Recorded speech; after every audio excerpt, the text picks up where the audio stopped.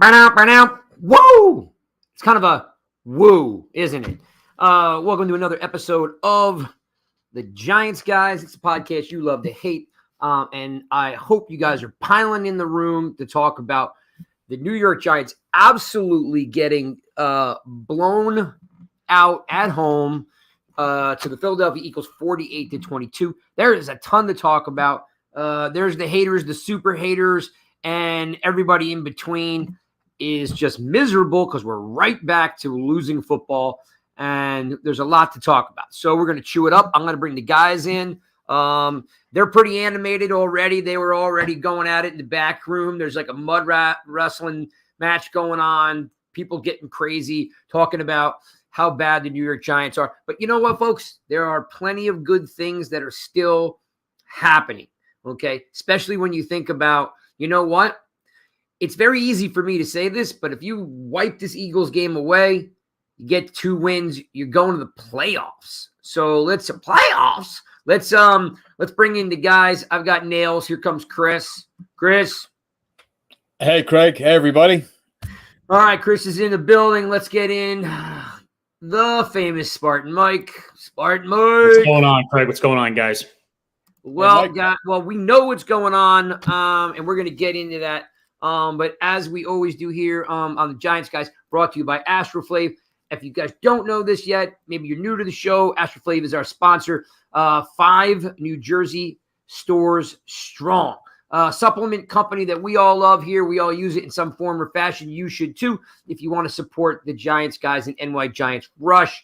They support us, so if they support us, we hope you will also. And check out astroflave.com. It's great supplement company. It's got from amino acids to whey shakes. There's no chemicals. There's no added sugars. Tastes freaking great. Chris dropped a tweet today that they got strawberry. I am totally on the strawberry whey shakes. All over it.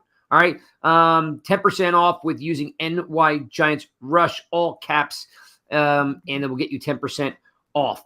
And they got new ice shakers also coming in, which are badass. I'd like to show you one, but I just used it, so it's getting cleaned. I have no product placement to show you. I suck, but I'm used to doing that. So let's start off with this, gentlemen. The top 10 things that you did not know about your 22 New York Giants. Are you guys ready? You guys strapped in for this? Let's do it. All right, let's do it. All right, top 10 things. Number 1. Saquon Barkley, yards after contact. Week 1 through 7, 3.44 yards after contact. Weeks 8 through 13, 1.9. What a difference that is. Hello, someone is on vacation. 2, second thing that you might not know about your 2022 New York Giants is according to that analytical company that we don't talk about, Daniel Jones was the highest graded offensive player this past weekend at 78. How insane is that? Okay, you want to give the guy some kudos because everybody hates the guy, but that analytical company that somehow all you suckers believe in everything they say, he was the highest rated offensive player on the field. Number 3. Things that you might not know about your 22 New York Giants is the worst offensive rated player this past Sunday against the Eagles was. We still don't have a drum roll, do we? Drum roll. Love it. Was Evan Neal. The guy was terrible, rating of a 35.7. And to add insult to injury, his pass blocking rating was a 20.2. So you're talking about scraping the sludge off the bottom of the barrel for the rookie. It looked pretty bad. Number 4, things that you might not know about your by the way, he did give up 1 sack, 2 QB hits, and 8 pressures. Not quite as bad as that 3 sack data he gave up against Dallas, but when you combine it together, it's a worse rating. Number 4, things that you did not know about your 22 New York Giants is, despite having a terrible day, Nick Gates and Feliciano played every Only these two people, Feliciano and Gates, played every single offensive snap, 64 straight plays. They didn't come out, they didn't sub, they didn't cry, they didn't cramp, nothing. So, Gates and Feliciano, if you're looking for a silver lining, they are durable at this time. Number 5, things that you might not know about your 22 New York Giants is Saquon Barkley only played 20 snaps, so he should be well rested for the Commanders this weekend. Number 6, things that you might not know about your 22 New York Giants is the last 2 weeks. This one just hurts. Last 2 weeks, the Giants defense has led up, are you ready? 165 yards rushing to the Commanders and 254 yards to the Eagles. So the Wink defense looks a whole lot like Patrick Graham's defense. Getting shredded, bend, don't break. It looks terrible. Oh, they broke this past week, Craig. Believe me, they bended and they broke. Yeah, good point. Yeah, bend, broke, snapped, shoved. Yeah, Commanders was different though. That was bend. They didn't really break though. Agreed. Number 7, things that you might not know about your 22 New York Giants is it's almost a comparison on what you think Kayvon Thibodeau has given you, because you absolute lovers love him and you haters hate him. But let's just compare him to the other stud that's out there. Kayvon Thibodeau has 26 tackles. Not that good. 1 tackle for a loss. Not good. He has 2 sacks. Hello. First round draft pick. And 0 interceptions. Unlike Aiden Hutchinson, who plays for the Detroit Lions, has 36 tackles, 6 tackles for a loss, 7 sacks, and 2 interceptions. All right? It's not close. Number 8, things about your 22 New York Giants that you might not know is that the Giants have given up quite a large amount of explosive plays. Okay. Last week against the Commanders, 4th and 4, they gave up a 20-yard pass. Back that up to 2nd and 10, they gave up a 25-yard pass. Back that up to 1st and 10, they gave a 28-yard pass up. So 3 pass plays over over 6 plays. They gave up a total of, let's see, that's 2, 4, 6, 73 yards passing over 3 plays. Okay, so if you're looking at explosive plays and you're coming to play with the Giants, you're licking your chops. Yeah, and Craig, look at the secondary. Craig, and just the secondary had 2 players that were in training camp. That's it. So that's what they're working with. I mean, that's the other. That's to be a little asterisk there. Yep. All I'm doing is giving out the info. Only giving out the info. You can all make your own judgments. I'm rolling with the facts. You make a decision and say, "Hey, I didn't know that." That's all we're doing here. Right. Number 9, Daniel Jones is the 2nd most sacked QB in the NFL. And no, he's not Justin Herbert, for all you clowns out there that all day long have been complaining. Like, he's just a fact. He's the 2nd most sacked quarterback, and he does hold the ball a little bit too long. Not sure it makes a difference because nobody's open. However, number 10, it happens to be my favorite, and it's also Nikki's favorite, okay, and if Nikki's 6, is that in 21 games, let me cross that out. In 22 games, Kenny Golladay still does not have a touchdown. So that is your 10 things that you might not have known about your 22 New York Giants. Gentlemen, let's move on to some football. That was always fun. Let's get into a little bit of this loss and, of course, some Redskins stuff. Let's put this up on. I see you guys piling in here. What's up, guys? I'm going to get to your questions in a second. Let's get on to the portion of the show which we call Rant and Rave. Spartan Mike, give me a rant, give me a rave. What'd you love? What'd you hate? What did I like? Geez, I have just so many options to pick from here. Come on, give me something. It's tough to lose 48-22 to your division rival and try to pick anything out of that game that you really enjoyed. I'm going to have to pass on the rant. I don't have anything positive to say about that game. I think the one positive takeaway of the entire day was the fact the Seahawks lost. That might be the saving grace for the entire season for the Giants. That doesn't really help me for the Giants. On the rant side, though, you had the big problem is, on any given day, there's a bell curve of how a team can perform. The Eagles and the Giants. That was about the worst it could have possibly been for the Giants, and that was about the best, towards the better side of what it could have been for the Eagles. And, we are, as a fan base, back to where we were in 2021 with just how awful every week felt. We're back to complaining about the offensive line. We're back to question marks about Saquon Barkley and Daniel Jones, and not just question marks. These are fiery arguments on Twitter, right? It's not fun to be in this situation. I think overall, what I will say about the rookies, because you brought up a good point, it's been disappointing for both Tibbs and Neal. But they're rookies. We'll give them another year. We saw what Andrew Thomas did after year 2. Michael Strahan took him a little bit of time to get going too. So those are the takeaways. Got some young players. Not too worried about Evan Neal in the long run. You did the video breakdown, Craig. You noticed it's footwork. That's fixable. He's got strength.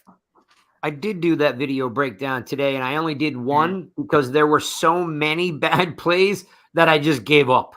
Like, I was like, holy cow. This is Andrew Thomas year 1 with, Colombo and all that stuff. Like, just everything about his technique completely sucks. And it leaves you scratching your head to say, are they working with this guy? Are they watching film? His technique is not good.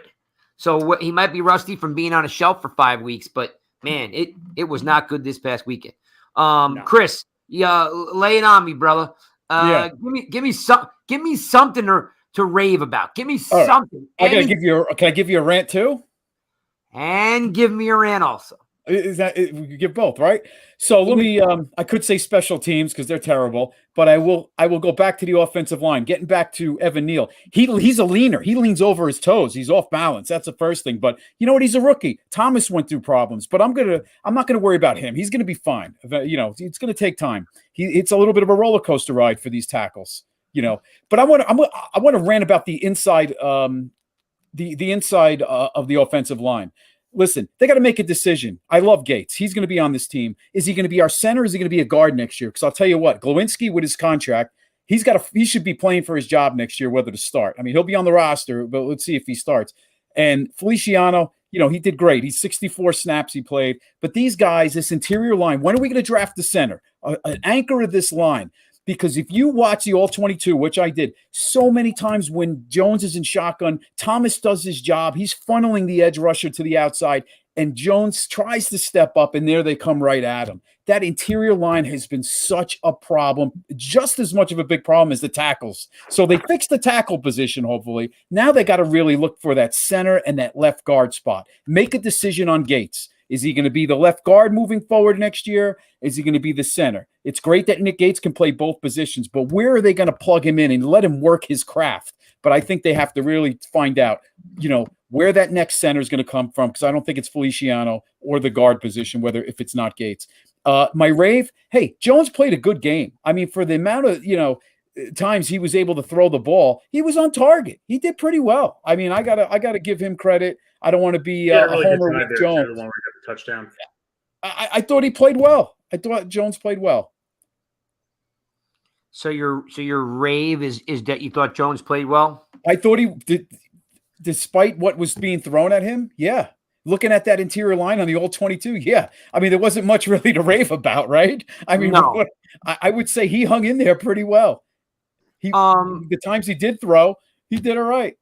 On this one, I like to keep it moving, but I'm actually going to join in since there's only 3 of us here tonight. And thanks everybody. I see you guys piling in the room. Hey Jake, hey Sean, what's up, buddy? I see you, Peter. I see all you guys. I see you, Allison. I see you, Sarah. What's up, Jake, Chris? I see all you guys piling in here. Thanks for coming in and hanging out with the Giants guys for another episode. Too bad we're not celebrating. We're kind of mourning. And I'm going to jump on this rant and rave and tie this up with a little bit of a bow. my rant is something that I said it during the week last week. I got the tweet was received with mixed reviews, and I won't name the name, but guys,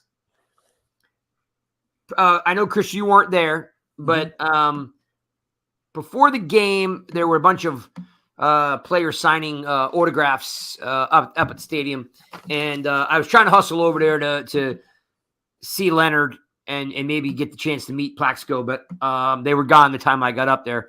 But there were a couple broadcasters up there, and one specific broadcaster was telling me that the tweet that I put out, just wasn't going to happen, because Wink's defense doesn't focus on my rant. My rant is that this team has not had, like you, Chris, your interior line, this team has not had linebackers for so long. I feel like it's the Jerry Reese era all over again. Like, we're putting now we don't even draft linebackers because the defense coordinator goes, whoa, we don't need these cats because in my defense, we only need man-to-man coverage DBs who can come up and make plays.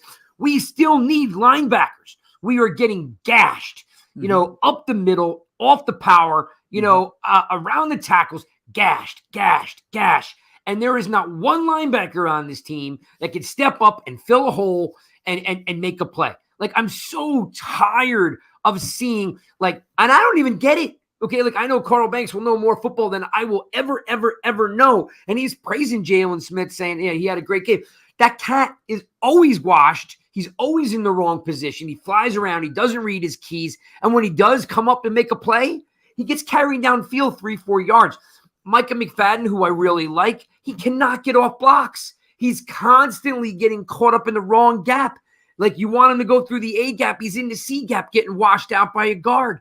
Hey, listen, I'm not crying in my milk about Blake Martinez, but Blake Martinez could scrape, could fill a hole, shoot a gap, and no one that we have 3 middle linebackers because Carter Coughlin is completely forgotten. Like, he's not even on the team anymore.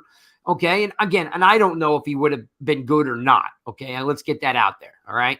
I don't know. He was a defensive end that got converted. My point is that this team is being gashed and we have no linebackers. We know we're playing with third string cornerbacks. And there we got Landon Collins at home, not allowed to play. And I just think, well, look, what do we have to lose? What did I just tell you? What was it? 165 and 254? 165 to the Commanders, 254 to the Eagles. What do you have to lose? Put Landon Collins in and see if he can get you some tackles. Maybe he's big enough to come up and make a play. So that's my rant. I don't understand why everybody thinks we don't need, we're not allowed to question the defensive coordinator because it's Wink, and why we don't have any linebackers.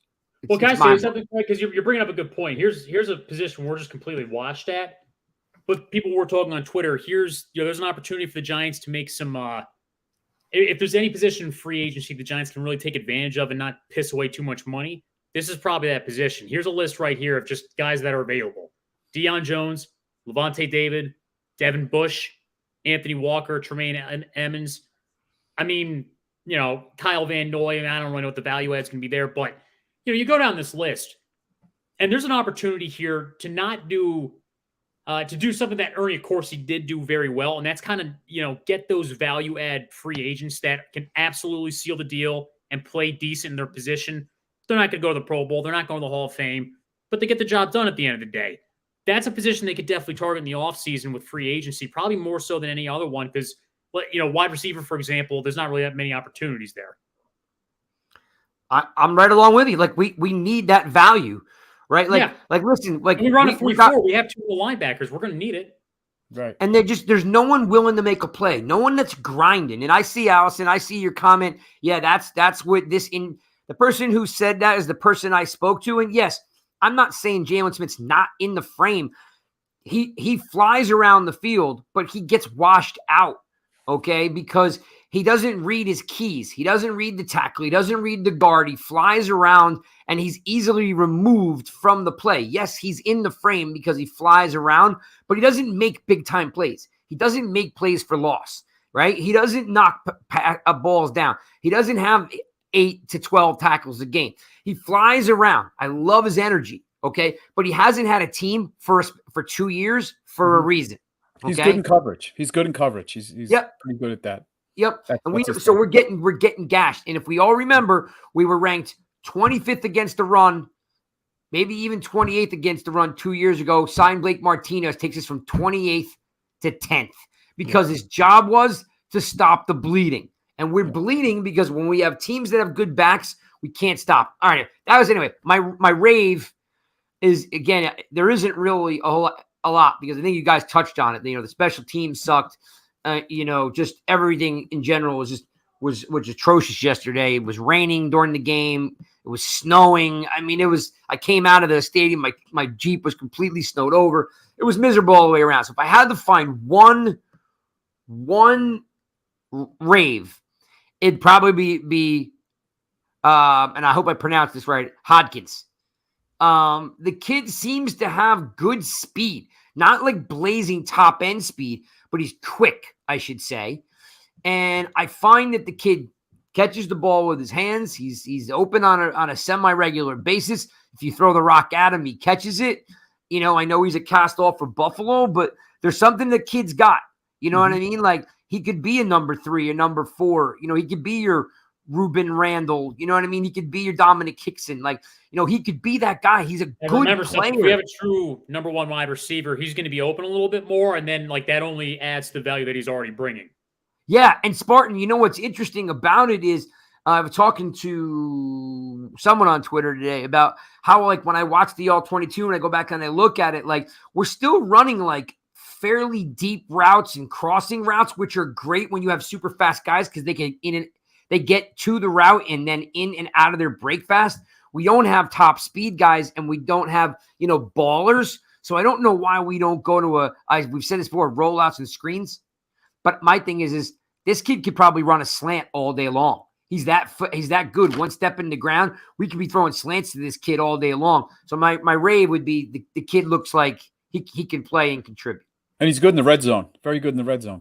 Yep. Great in the red zone. All right, guys, let's keep moving on. That's the rant and rave again. Oh, thanks again. I see you guys all piling in here. I don't know about Beavers. I mean, he couldn't tackle in college. I can only hope that he can tackle now. And another off ball, good linebacker. I'm all about thumpers, right now because we're getting gashed, which is really basically this topic. We were already talking about it. Guys, is there a Spartan? Is there a solve for this linebacker thing? Are we just going to hope and pray that Crowder, Smith, and McFadden can figure it out? No, they're going to have to. I mean, if we're talking for the immediate term, then no. I mean, we're just going to have to suffer through the linebackers that we have on the team. If we're talking long run, again, the opportunities are, at free agency more so in the offseason. I think the Giants have quite often the last several years gone after a good line, a decent linebacker in the mid rounds because they're definitely not going to do that in the first round.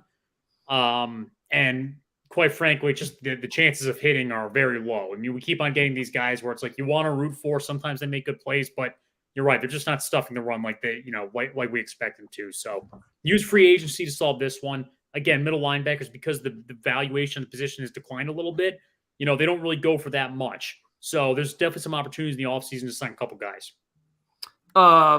Chris, so I'm going to throw this comment up here from my man, Sean. He says, not having Leo really hurt too. Kind of shows you the value, right, of a guy like Leonard Williams. When you don't have him, you get gashed for 254 yards. And Leo does a great job of freeing up those linebackers, right? He takes a hit on his stats because he's freeing up those guys. But I will say the league has shifted a little bit, right? You were going to a lot of nickel, a lot of dime a couple years ago, last year.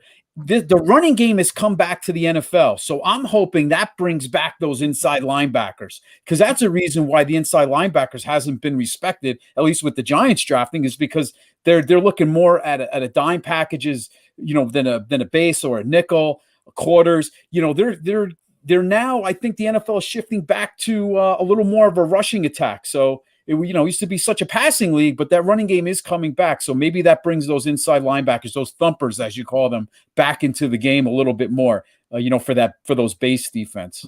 Yeah, and normally those thumpers aren't 3-down backers; they're 2-down backers. So you don't want to spend a lot of money on them. And I hope that does come back. I know there was some stats out there about, I think Dan Orlovsky was doing on ESPN 3 weeks ago about how much the running game has increased across the NFL. And I mean, then again, you can totally flip it on its head and look at if you watch the All-22, right, for the Eagles, their backers are like 230 pounds. Like I was looking at Reddick, you know what I mean, as an outside backer. Just these guys aren't big, I don't want to change the system, but the premise behind the 3-4. I mean, you go back to the Giants, the golden ages, they had great linebackers in the 3-4. Yeah. This team right now is not suited for a 3-4 with those linebackers on the inside anyway. So, I mean, right now they probably be better with, and I know they play a hybrid, but the 2 inside linebackers just aren't cutting it. Yeah, no, I'm with you. I guess the big issue that, you say it's like, man, we have such a bad linebacking core, but it's so hard to transition to a 4-3 because, it's like we have good defensive linemen, but it's like there's the size and speed of the defensive line is different in a 4-3 versus a 3-4. So it's like, we obviously have a better defensive line than, a linebacking core, but it's like, I don't think Dexter Lawrence in a 4-3 would make sense. Right. It's not like it just sucks. No, and this is what they have, and they're building around it, which is fine. Craig said, we got to find an inside linebacker. Exactly. We really do. Exactly. That works. Outside linebackers, I'm much less concerned about, but inside, it's like, they got to do something about that. Yeah. Well, that's an interesting point. I mean, like Wink's never going to change that system, but when he does run, like again, he runs a little bit of a hybrid, too. Your down lineman becomes a completely different ball game. So Dexter Lawrence still stays at the nose guard, position defensive tackle, and then guys like Ward and guys like Leonard Williams would go outside as a defensive end, and then like guys like Tibbs becomes a stand-up outside linebacker. So that's a good segue, guys. Like just like these. Well, we'll get into a little bit further, but watching this game this past weekend, what stuck out to me were the lines because we got guys hurt, right? And I knew the defensive backs weren't going to be great and get picked on. But as we alluded to, the offensive line got pushed around. There's a problem with the offensive line. Chris, you nailed it about Feliciano and what they're doing with Gates. And is Azudu, can he contribute? The more we talk about it, my question to you guys is, if Neal doesn't get hurt, if Bredesen is still here, like Chris, would the line be better if we had Bredesen and Azudu? Absolutely, especially with Bredesen. Azudu, I love him in the running game. Passing game, he's got to play better. But Bredesen may have a chance to come back this week. So if that happens, maybe you see. Maybe do you see Gates at center? Maybe Bredesen at left guard. I'm not sure. Or maybe what do you like? He doesn't. Bredesen doesn't come back. I guess you'll see Gates at left guard. But yeah, they definitely miss Bredesen. They definitely do. And I think Feliciano's just there's a reason why Buffalo didn't want him back, right? And their line isn't great, so he's not even average. And I like his fire. I mean, it looks like he seems like a great guy. I like his fire, but boy, between Glowinski, I think has been the biggest disappointment on that line because we expected so much more from him. It's interesting. Spartan, do you put any thought into the process that when Glowinski the last couple of weeks was sick, right? He had the flu and he played through it, and that he's got a different center, next to him all the time. And I mean, look, I watched the All-22. Feliciano standing around half the time, and Neal's just getting baked, like nonstop. So Spartan, is Glowinski's play,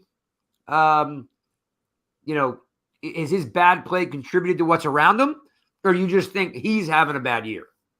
I think I think to an extent the answer is both. When you're next to a center and he's not executing, he's missing his assignments. Glowinski might now make a move out of desperation to try to cut back or something like that. Then he misses a block, misses his original assignment.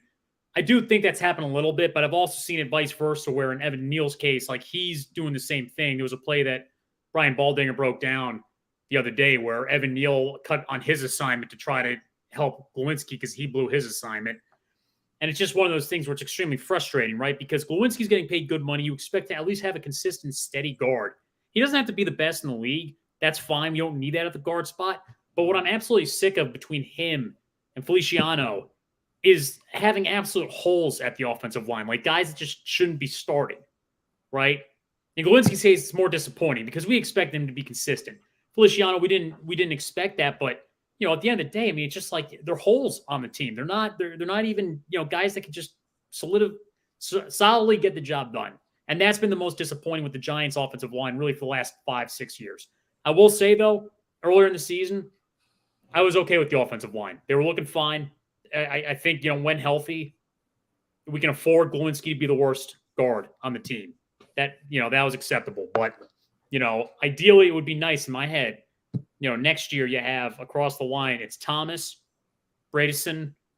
You have a replace. You have Nick Gates. Hopefully he comes back and is healthy. That's what I want because I love the dude. But if not, you replace that position. Draft somebody in the mid rounds to compete with Glowinski in case Glowinski sucks again. And then, right tackle Evan Neal comes into his own. I don't think it's a bad offensive line if everybody's healthy. I think Evan Neal coming back after injury throws everything for a loop. So, there's a lot going on here, but I think, you're right. The rotation of things has actually negatively impacted all of them. Chris, you see, like, if you mentioned about drafting a center, which I think is a great idea, and we kind of look back in hindsight how we didn't draft Lindenbaum.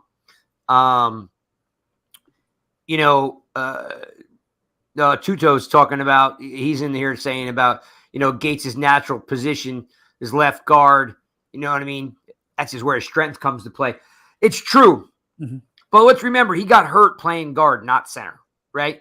And he had a really good year at center. Chris, my question to you is, does someone like Gates and Azudu go head-to-head for the left guard position, and then they actually draft a center? Because you really need the anchor. You really need some nasty SOB to just, ball out in the center. Yeah. Like Feliciano, he's standing around like most of the time. Like, just, it's really frustrating to watch, Yep. I think the nice part about Gates is, he can play both positions. You do want him at, to play the one position so he can, like I said, really work that craft and really become the best he can be at that spot. But hey, it's not a bad idea. You draft that anchor center in the draft, and maybe you have Gates and him battle it out for the spot, because you're not going to just hand it to a center. You're not going to draft the center in the first round. So let's say you get somebody in the third round. You're not going to maybe just hand it to that guy. You're going to have them battle out. So that's not a bad option either, to have Gates battle it out for that center spot and even the guard spot. And then you fill those areas in. I think Azudo's got something there. That running game, man, he's a mauler. It's just the passing game he's got to work on. Whether it's his hands getting the right place, his feet, he's just got to work on, that's going to come. It's his rookie year, so he's thrown out there. He's looking better. Probably need to want to play him. Yeah. What's that, Spartan? He's looking better than Lemieux in Lemieux's rookie year. Yeah, they rushed Lemieux out there a little too fast. Just, they didn't spoon feed him really at all. I don't even know what the fascination with Lemieux is. He's not a pass blocker. And he gets hurt all the time. He wasn't good. Yeah. Yeah, I wish him the best. I want him to do well, but he hasn't done shit for this team. Excuse my French. Let's just say it how it is. I'm just saying, I know that's unlikely. I'm sure he's a nice guy, but he absolutely completely sucks and adds no value. But you know what? In Lemieux's defense, he's coming off the injury. Bring him back to training camp. You need bodies next year, and you have him work for a position. Because you know what? If he can be depth and he can, make the team, then I wouldn't mind him as a depth spot, and we'll see. Sure. But you're right. Depth, screw it. Yeah. Look, Bredesen, Gates, Lemieux, they're all going to fight out for something, right? Because you need bodies.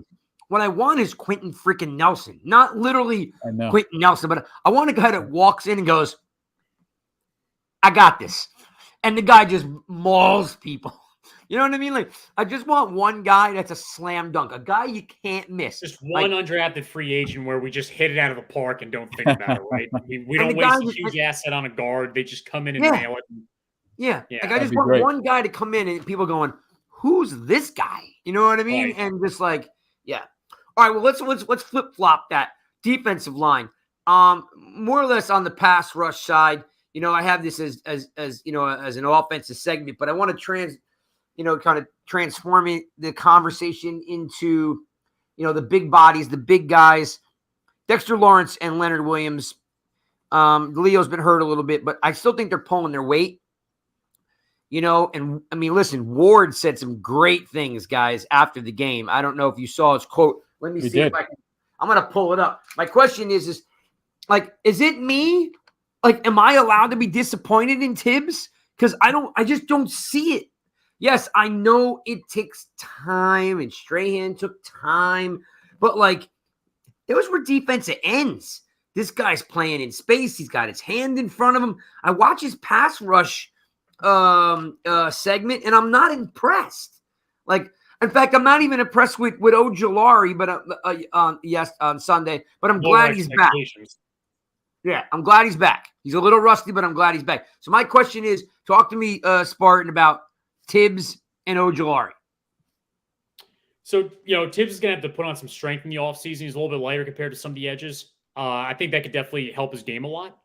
Ojulari, look, I don't know. He came in and played a decent game the other day, and he's back from injury. I'm not really too worried about him. I think he serves a nice complementary role on the team. Look, Tibbs, I mean, took Strahan a little while to get going as an edge player too. It's disappointing, again, to have a rookie that's not completely balling out. We obviously want him to have a Micah Parsons type rookie year. But again, there's technique things that he could work on himself.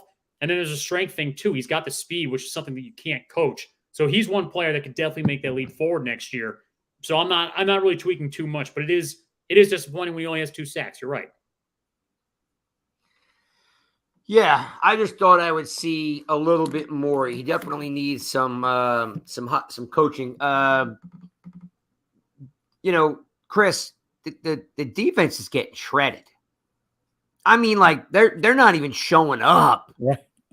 I know. First of all, I don't know half their names because they're coming from ShopRite after their day job of bagging goods and stuff like that and stocking shelves. You're talking about the secondary now. Yeah. Yeah. I mean, Zion Gilbert was undrafted. He's starting. He started last week. He's from Florida Atlantic. But that's what they're working with. So as much as we want to get mad, how bad they're playing and give it to Wink, let's understand who's out there. I mean, there was 2 starting. I think it was Love, and I guess there was one other player who's in the secondary. I can't think right now, but there was one other guy that was in the secondary that was here in training camp. Everybody else, Moreau, Pinnock. McLeod. Oh, Gilbert. Gilbert was here in training. So you had Gilbert and Love. Those were the only 2 that went through training camp. The other guys that were in there, when you talk about Pinnock, Moreau, McLeod, they were all picked up after the first game. So look what we're working with. And remember, our secondary was very impressive. I mean, they totally exceeded expectations early in the year. I know there was less talent, but obviously the difference is the injuries are completely killing us in the secondary. Yep. And Belton was here, but he's not always on the field. But all right, so we'll say 3. Everybody else. Well, I think missing Dory Jackson is the key because of he was playing lights out. I really like Flott. But like, again, he's just not very strong. So he's Chris, a nickel cornerback. Yeah. Oh no. Yeah. He could probably play nickel or dimes Flott. Right. My question is like, are any of these guys like? Okay, I know they're new, right, and they're learning the system and stuff. But I mean, like I said, when Taylor Heineke goes down the field on you. A 4th and 4, he goes for 20. 2nd and 10, he goes for 25. 1st and 10, he goes for 28. I mean, these guys, like, I've never seen the work, like the play out of Darnay Holmes I thought was possible. Darnay Holmes played 41 snaps with no tackles. I mean, like, how is that even possible? So, like, my question to you is, like, Chris, what's up with the effort? The defensive backs don't seem to be showing any effort. The tackling is terrible. It's high. It's just terrible. You know what, Greg? The effort's there. I see the effort. The tackling is poor. I mean, everybody throws a shoulder in. Nobody wraps up, right? I mean, all these guys just throw their shoulders. Actually, Love is a very good tackler. But the only one that tackles with actual technique. Yeah. So, it may not look like effort, but I think it's just the tackling is poor because of they're just, they throw themselves in there with the shoulder and they don't want to wrap up. But, for the most part, it it was just a matter of time. How long can Moreau? He's not a starter, but he did pretty damn well up until the last couple of weeks. Actually, even against Washington, he did all right. So, and that's the other problem. You can't bring that extra guy down in the box because you can't just have a single high all the time, because then you're gonna sacrifice that. But I think against Washington, we're not going to talk about Washington yet, but I think it's going to allow you to bring somebody down the box a little bit more to stop the run, because you're not going to be dealing with so many good receivers that like the Eagles have. It's going to be challenging too when we get to Minnesota. I mean, there's another game where it's like it'd be very, very hard to pull that one off, because I mean, if our defense can't stop the offense, we know our offense is not going to score enough points. And maybe Adori's back in 2 weeks. That could be the case too. That would be huge. Peter says that Flott needs an infusion of pasta because he's tiny. There is no doubt. There is no doubt that he is tiny. I'm sure that an NFL weight program will put some weight on him. There's nothing dynamic about the defensive backs because these guys are all pretty much, they're hurt. There's nothing to really rant or rave about these guys. It just is what it is. They're down to the wire here. The McKinney and Adori situation, that just well, that's a great segue, Nails, because and I'll start with you. Be honest. Don't because everyone's tuned in, glued into what the Giants guys are saying. I will be honest. Tell me your thought on McKinney now that we're in week 6, right? Or week 5. Tell me what your honest evaluation is now looking back on what happened. And do you think that, because the Giants didn't reprimand him at all from what we know. Tell me about what you think about happened, and tell me where his place is, here on the Giants.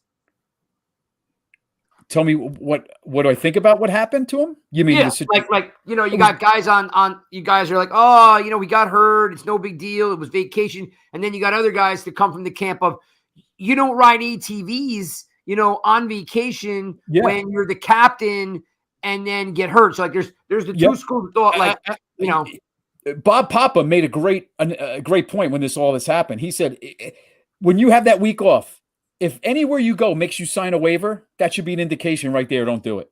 And I know he's a young guy. He wants it. But we've heard of ATV accidents, right? So, I mean, don't put yourself in that spot. That's all and we were all young, right? And some of us are young, right, Mike? Maybe. I don't think Mike would have jumped on the ATV. I don't think he would have done that. Mike, I'm pissed off that he did that. I mean, 1 week. It's all we ask is 1 week. Don't take a risk. No risks. Spartan, tell me about McKinney. You in on McKinney? You out on McKinney? Well, I'm sorry, because talent-wise, we can't afford to get rid of him. I mean, I don't think they should get rid of McKinney just because he made this. I agree with Mike. You can't get rid of him. I mean, it was that would be horrible. We can't. If there's talent on this team, you cannot let them walk. Do not create a hole when it's completely unnecessary. Otherwise, we're going to watch McKinney ball out on the Eagles next season. We're going to be pissed. So, kind of like Bradbury. What's that? Kind of like Bradbury. Yeah, exactly like Bradbury. Don't give up on talent. He made a stupid decision. Right. All you ask is that he doesn't go to Cancun until end of season next year. And I think he is going to make sure he never gets himself in that situation ever again. All right. So now my question is this. And again, I'm old school. People don't like that I'm old school. But when I was growing up, if someone made you a captain, it had some type of meaning. And now it's like it's a PR thing. It's a chance to take photos for Instagram. And I'm sure it holds a little bit of weight. Maybe you get to drink Gatorade first in line or something. But how does a captain let his team down at that level and everybody's okay with it? Now, all I'm saying is when next year rolls around, there's no way this cat can be the captain. Like, if we can't trust him with 1 week off, how do I trust him to lead? So my question is and we'll wrap this part up, is Spartan, is McKinney just okay? He made a mistake. We still need him because of the talent, and he gets to be captain. To me, it just feels like remove it for the rest of the season. When he came back from Cancun, there's an opportunity to just say, you know what, because of what you did, you're gonna have to let it go for the rest of the season. You can earn it back next season. Have the team vote. Chris, is McKinney going to come back this year or not? I think the last I'll take a while. I mean, he had the pins taken out last week, and I guess that takes time. Once the pins come out, he could play with the club, or I don't know the medical status, but I'll say the last if the game means something against the Colts, he'll be active. Let's say that. If the game means something against the Colts, because we got 2 more before the Colt game, right? So we got Washington, Minnesota, and then Colts. So if it means something, then he'll play that game or be active.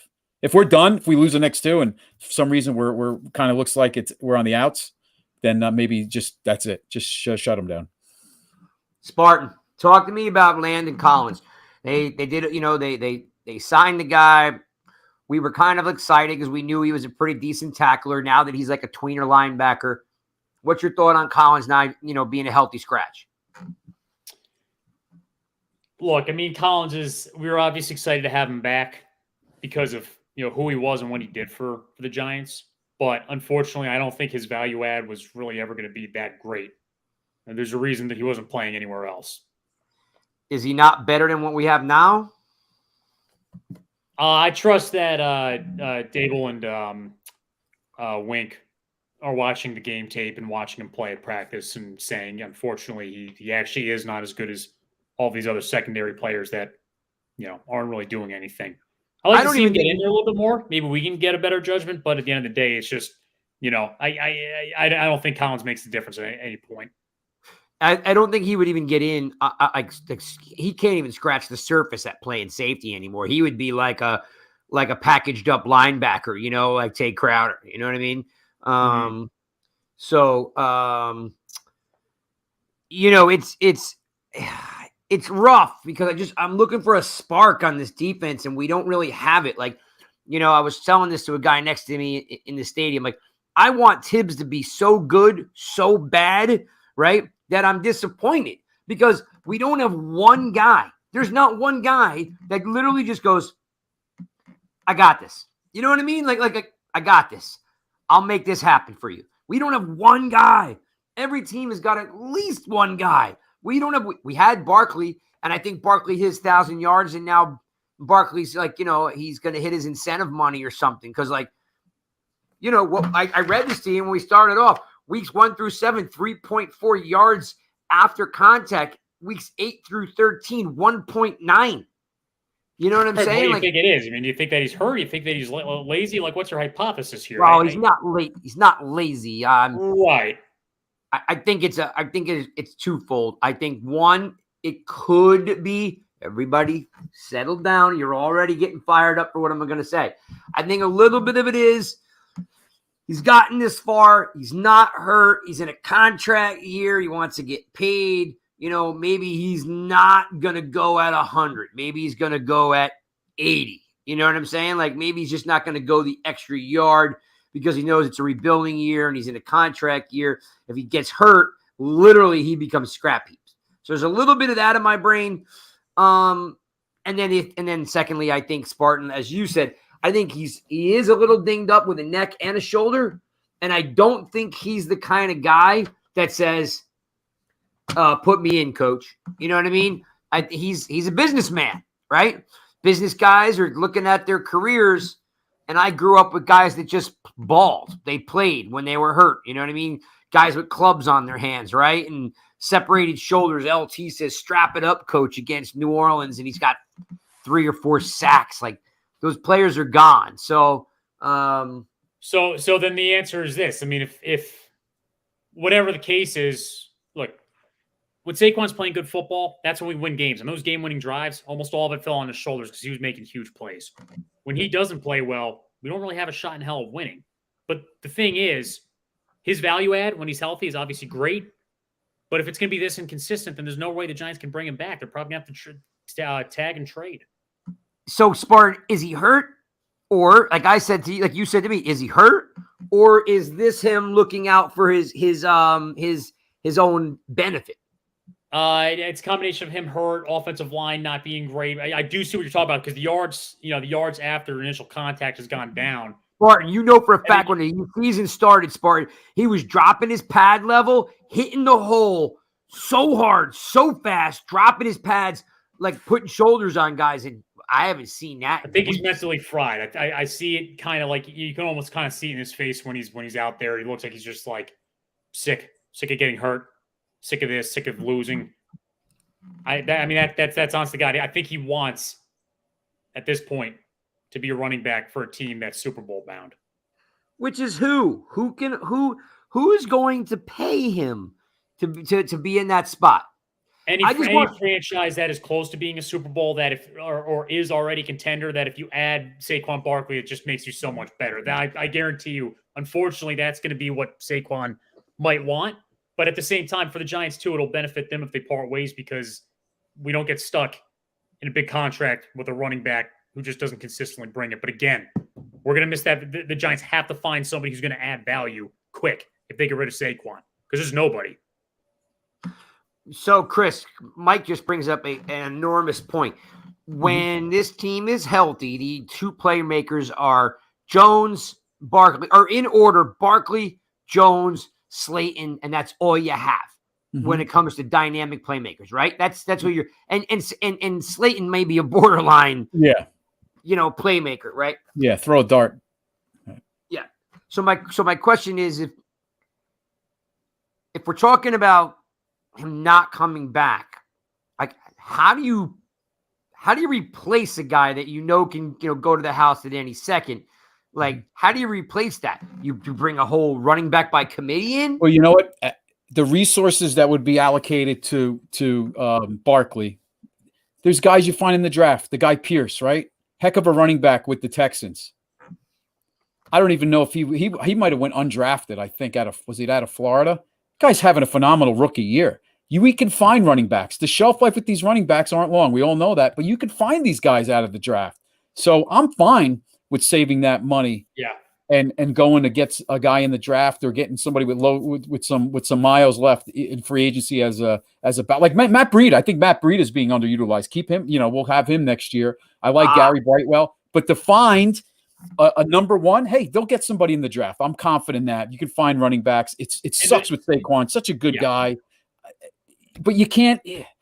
Staying healthy, right? You need dependability. You need dependency, and running backs get hurt too often. But really, truly, you're right. There's valuable running backs in mid rounds of drafts, and they don't go for that much money, right? So it's better than paying a Saquon a second contract. Yep. I love what we see from Gary Brightwell and Breida underutilized. I want to see the Matt Breida that I saw in San Francisco. That's a great point. Like, I know they're stroking Saquon's ego by making sure he gets 100% of the carries, right? But I mean, like, look, we all lived through Earth, Wind, and Fire, Jacobs, Ward, Bradshaw. Like, you know what I mean? Three completely different styles. And for anybody that hasn't seen him play, I mean, Jacobs was your thunderback. You know what I mean? He came down hard on you. He was probably the fastest 265-pound guy I'd ever seen play because early in his career, he could actually haul ass. He was fast and big like a train. And Ward was smooth, silky smooth, and slashy. And then you had the rumble and stumbling Bradshaw, just I don't know, again, fire, right? He was lit all the time. He was ready to go all the time. Give him the ball. Like, now I've got this all-world back that never really shows me when he's all-world. That's what drives me crazy. So if he needs a blow, why don't they use Breida? I don't get it. You signed him, put him in a game. Right. Yeah, real cold G's right. They got to play Breida. He's not playing that bad when he goes out there. He's also a little bit more consistent at kind of moving the ball forward. The problem with Saquon is that he does the shifting, and it's kind of similar to Barry Sanders. Yes, he can break off for 30 yards, but a lot of the times he's getting stuffed in the backfield, and you can't do it, especially on 3rd and goal, 3rd and short, 4th and 1. You need a guy who's going to guaranteeingly get you a 1. Yeah, and Breida can hit that edge. You're running off Thomas, running off Neal with their good run blockers. Running off that edge. Breida hits that edge quick. Allison, who lives in California, she's got a good point here. They loved Breida in San Francisco. They only got let go because they had too many backs. It's a great point. Like, he's a young guy that can still play, and not one of us. There's not one of us that knows what Breida could do. Like, just like when we didn't know what Gallman could do, and when he went for 800 yards rushing, to fill in for when Saquon got hurt. We have no idea what Breida can do. Like, but they won't give him the ball. So there's a little bit of head scratch going on there too, All right, guys, Washington is this week. Let's move on.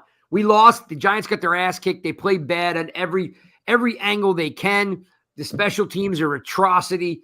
But we're gonna move on because Seattle, lost, and there's some upsets this past week where the Giants are still relevant, which is unbelievable. What are we going to Spartan? What are we doing this week to win this Washington game? What's the keys to this game? Offense, really let Breida do some work with the run game, and then also just what Cap's going to have to do is I don't mind his play design. Some of his plays make sense and they're interesting, they're varied. He's not good at play sequencing. We're passing at weird times, we're running at weird times. He's calling. It'll be 2nd and 17. He's trying the screenplay that just never works. That's got to be cleaned up. I know there's some fight in this offense that they can get yards. They can get some plays done. But they got to figure out the sequencing. They got to get the order of play calling correct. What are you doing 2nd down? What are you doing on 1st and 10, 3rd and 3? What's the play call? They got to get better at figuring that out. On defense, what I really want the Giants to do is control the ball more on offense. They have that. When they win the time of possessions, the defense isn't really out there and at risk of giving up big plays. But just, make Heineke, make him work. That's it. Got to get to him. Yeah, they do need to get to him. There's no doubt. So, Chris, Spartan's kind of really, but realistically, just talking about the offense, the defensive side, but getting after Heineke, like, what are your keys to the game? You're like, do you see something? I mean, we all know we had 6 different opportunities to win that game last week. So, my first key is stay away from Payne and Allen in the middle. Hit the edges. That's another reason to use Breida. Work off Thomas and Neal. Pull the guards. Get them in space. Get those guys, Allen and Payne, out of there. And work those edges. Work the edges. Stop running up the middle. We can't run up the middle. We can, but it's not going to be a good thing. And just so everybody knows, I could see it already. So just get ready for it. Tight game. 4th quarter. Riverboat Ron. Get ready. Al Michaels is going to say it.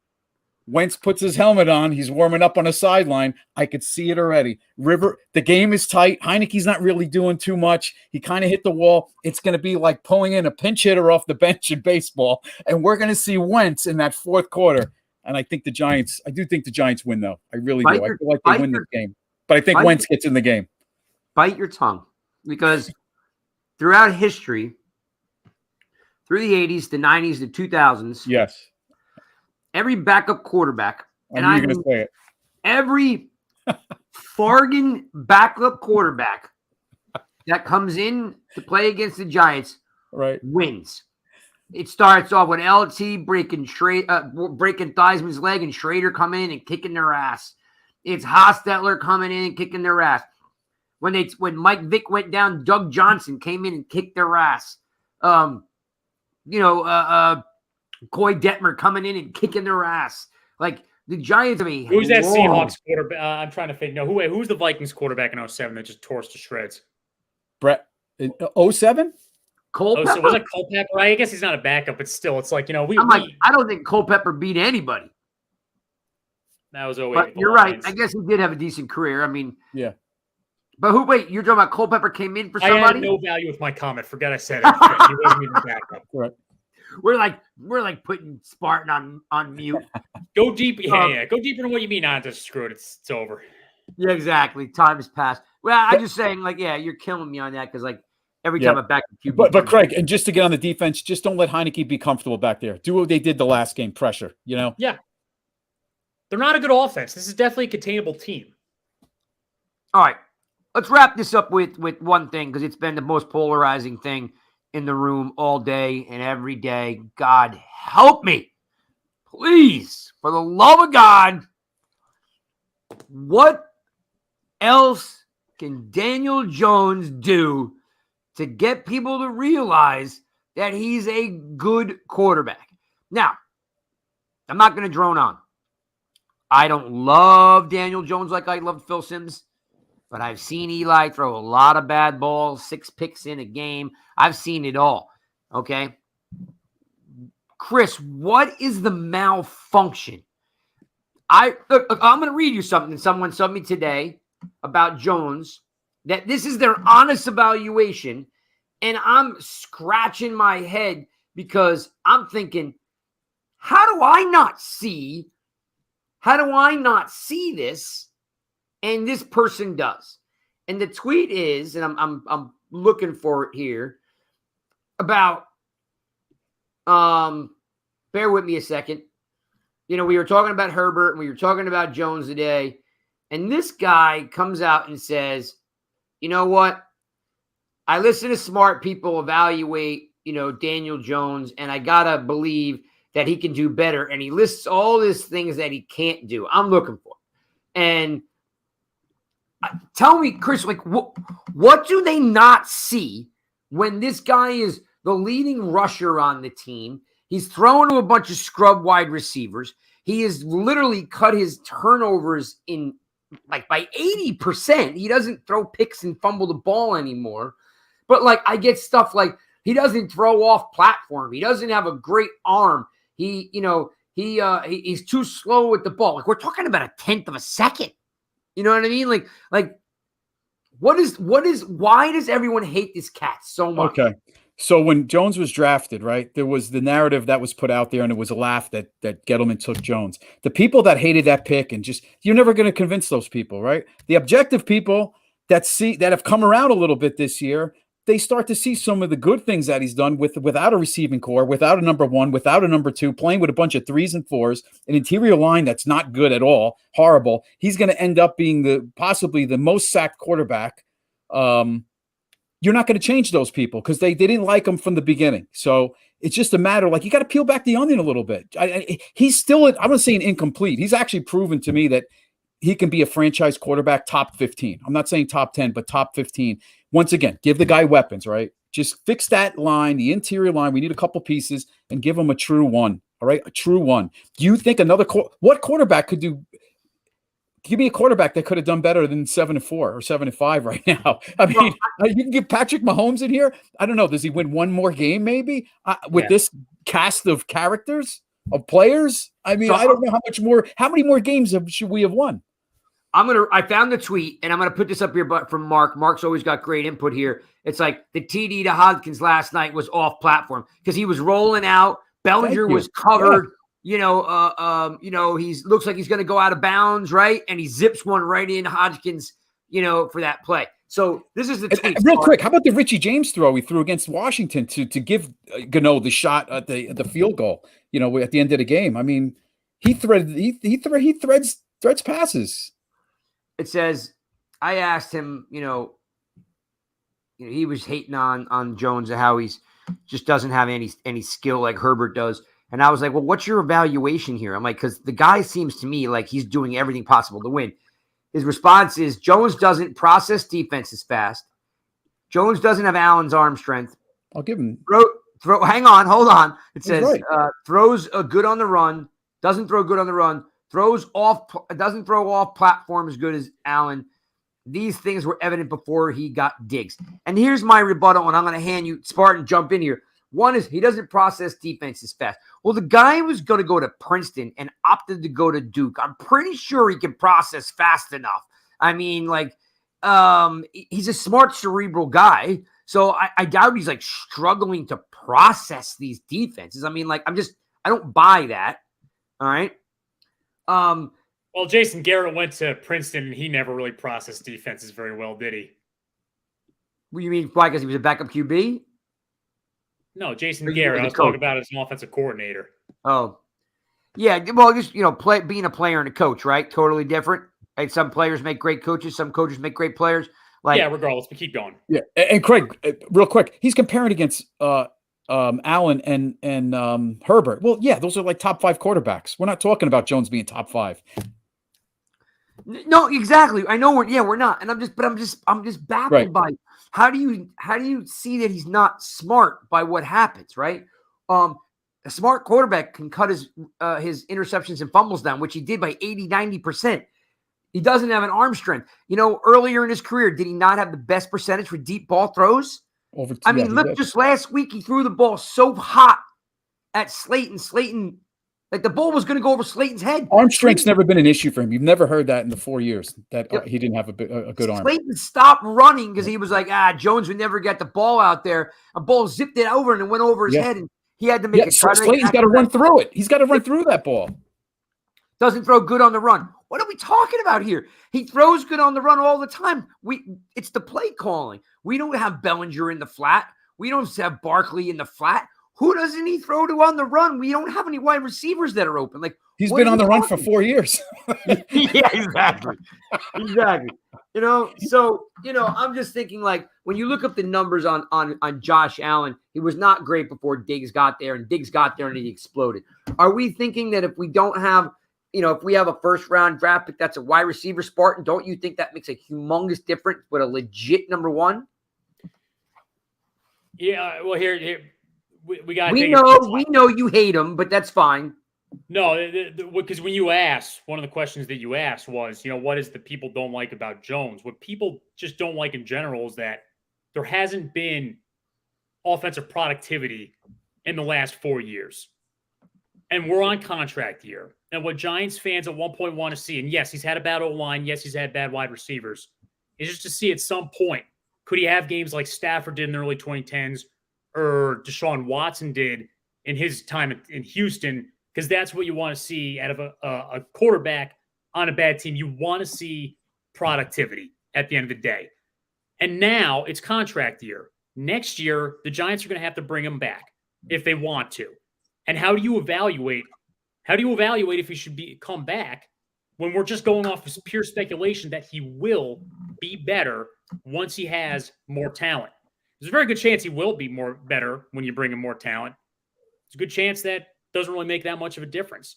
And that's the problem. So the question at this point is, did the Giants like any of the 2023 quarterbacks? If not, it's going to go back to that situation of what do you pay Jones? What has Jones proven that he could possibly take as a contract? Because as we go on here and we're still not seeing any explosive productivity, again, a lot of it does fall back on his talent. Don't get me wrong. But it still doesn't mean that he will be extremely productive once he gets the talent. And the further we go along here, the more the amount of money he could possibly ask for is declining. So I mean, at this point, I don't even know if he can break 20 million plus. That'd be pretty tough. It'd be pretty tough because then that's pure speculation that he's. So wait, hang on. Let me jump in on one of your. If you don't mind, let me jump in on what you're saying though. You were talking about proving, right? Like, let's just take like a small sample. I can look up the number. I'm going to use a round number because I don't know what the number is. Let's say he's rushed right now for 15 first downs. Okay? Those 15 first downs help move the chains and help them score a field goal or a touchdown in most scenarios.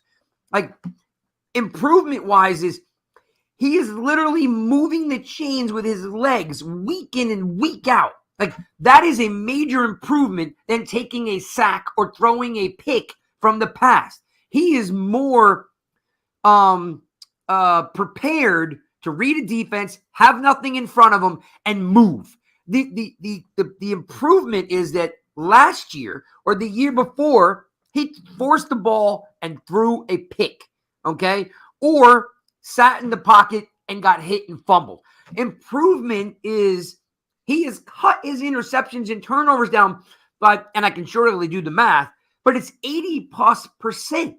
Like, that's a major improvement. He doesn't make very many mistakes, but let's take Jones and compare him to Eli Manning, right? Eli on his worst day was worse than Jones on his worst day. I've really never seen Jones have one of those Vikings 2007 events where he's throwing 4 picks. I'd never see that. It was 6 picks. But, you go back, and even on, like, Eli's years where he's in question, like 06, he still had some games where he really balled out. Now, he had more talent. But again, the talent's not even comparable, though, Mike. I mean, the guy literally walked into throwing to Shockey and Toomer, like walked in to the. Craig, at this point, it's the same thing, my friend. It's speculation as to why you pay Jones, that you feel like he's going to get better, and at this point, we just hope. You were comparing him to Eli, and you can't. What I'm saying is, when I look at the body of work, what has he done better? He's cut his turnovers down. You're dismissing it. He's running for first downs. No, he has cut his turnovers down, and that's great. But again, it's about the productivity. You have to add value, and unfortunately, we haven't seen it. But that's my point. How do you add productivity when there's that's what you have to look at the end of the day, Craig. So, With that concept, remember, for that concept is that you are saying he needs to run, block, throw, catch, and be the only one that gets it done. Because that's under that concept is your productivity is to scores. You're literally saying he has to do it all. He literally has to run and score. He has to. Well, we know he can't throw to himself because that would be obnoxious. But you're but literally. Craig, you don't know that he can score either. That's the problem. You don't actually know if he can. He's got 8. He's got 6 scoring touchdowns. What do you mean? Yeah, running is one thing, but you obviously have to be able to pass too. That's what you pay a quarterback for. There's no one to throw the ball to. You're talking about Richie James. I understand that, Craig. You're also talking about pay him then. What do you want to pay him? But that's my point. I don't care what they pay him, okay? Because he's going to get his market value. What my point is, Chris, and jump in here too, is everyone else asked for productivity. What can he do better? He has done everything possible to do better. But when you have this, you are the number 2 quarterback with drops per pass. What do you do when they drop a ball every 16 throws? And the only one worse is Lamar Jackson. And I hate to say it, this was the year where we're going to make a decision.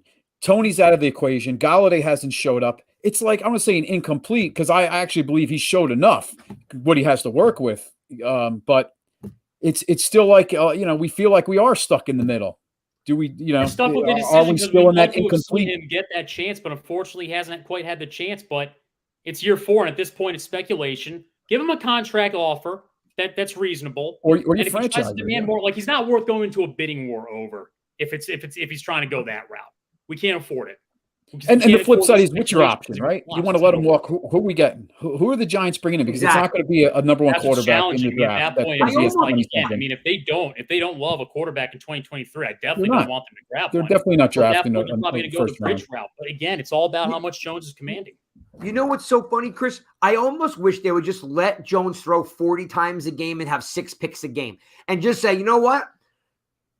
I'm just going to throw the ball. And let's see these guys catch it. If they can't catch it, they drop it. Or maybe someone will catch it, it'll be picks. Screw it. Let them just throw the ball. Don't even use a running back. Go completely wide open, right? No backs, 4 receivers wide. Just throw the ball all day. And and we're all whining about losing 48-22 with no running backs and wide receivers. So let him just do it, because whatever he does, and I'm not a guy who loves Jones. I just think if he's a top 15 QB, you're scoring points because you have guys that can catch, run, yards after the catch, red zone threats. We don't have anything. Like, literally, there's nothing there. But what he can control is he can stop turning the ball over, which he did. He can run the ball. He's the leading rusher 2 weeks ago. He led the team in rushing on a team with Saquon Barkley. Okay? He led the team in rushing. Like, there's nothing left for the cat to do, right? So 3 weeks ago, he didn't have an incomplete pass to the 4th quarter, right? So there's nothing you can ask, except for Mike's point which is a good point, is you want him to have production. But literally, if they're dropping a ball every 16 throws and your tight end's got a broken eye socket, right? And you're pulling guys off the street, and they can't catch, like, what else do you do? Like what is the answer?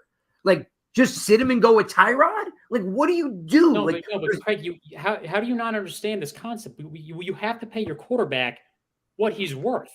And when we're talking about re-signing a quarterback, you have to know that what you're getting is going to be high value, high productivity. And you need that. True. It's not true, because under that scenario, right now, there are 25 quarterbacks you would have to move away from, because those 25 quarterbacks are not going to win you a Super Bowl. So under that concept about value is there are 25 QBs right now in the league that won't win you a Super Bowl. So if Jones is valued too high and you don't want to pay what the worth is, well, there's 25 other quarterbacks in the same situation. So all of them should just carry a clipboard tomorrow, because you know what? You're not winning the Super Bowl with Kirk Cousins or Dak Prescott or Kyler Murray. All of them should right now stop, and you should start a rookie out of college. The point is that the value is what the value is. They will work it out. I don't care what they pay him. Shane's job is to figure that out. My point is I want to win football games. I don't want to worry about a salary cap. I'll let them figure out what his worth is, and either he stays or he goes. Like, that's it. Like, if he goes, he wants football games. We got to have offensive productivity, and we're hoping, of course, that if we bring in more talent, then Jones will have more productivity. Yeah, of course. All I'm saying is that it's worth figuring out to keep him so you don't go 2 years down the road of losing more, starting all over, and then when you get there, you realize that next guy's not the guy, right? This guy has more than replacing him and starting over, right? That's my thing. And I don't want to pay him a lot of money. I agree he doesn't deserve a lot of money. $25 million, 3 years, $25 million. You think that's still worth it?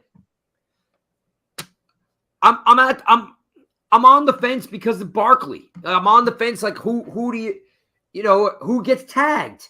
You know what I mean? Like Jones wants to be here. I don't know if Barkley wants to be here. Well, this is what I think they should do: tag and trade Barkley. You give Saquon and then you give Jones a reasonable offer. But if he tries to do a bidding war, can't do it. I don't even see Jones even remotely getting 25,000 a year. I'm looking at Peter says his market value is 25 to 27. I don't see that. I agree. I agree. Oh, well, if we're not talking that, then I mean, look, if we're talking 20 million or lower, we could still kind of continue the discussion here. But 3 years, because look, after a while, it's going to be like, let's say we get to year 7, can we still have the argument that we haven't seen him? He hasn't. We haven't seen a fair evaluation. No, by year 7, you kind of know what you're getting in a quarterback. And at some point, they're going to have to look for an upgrade if we still don't have that productivity, regardless of the talent. How many years, Chris, is that 27 million? I mean, maybe they give him 3 years. And if they tag him, it's going to take the market value, whatever they come up with. So I think Peter's right on. It could be that 25 to 30. I think tagging's that range. Tagging, we're talking 30 to 40.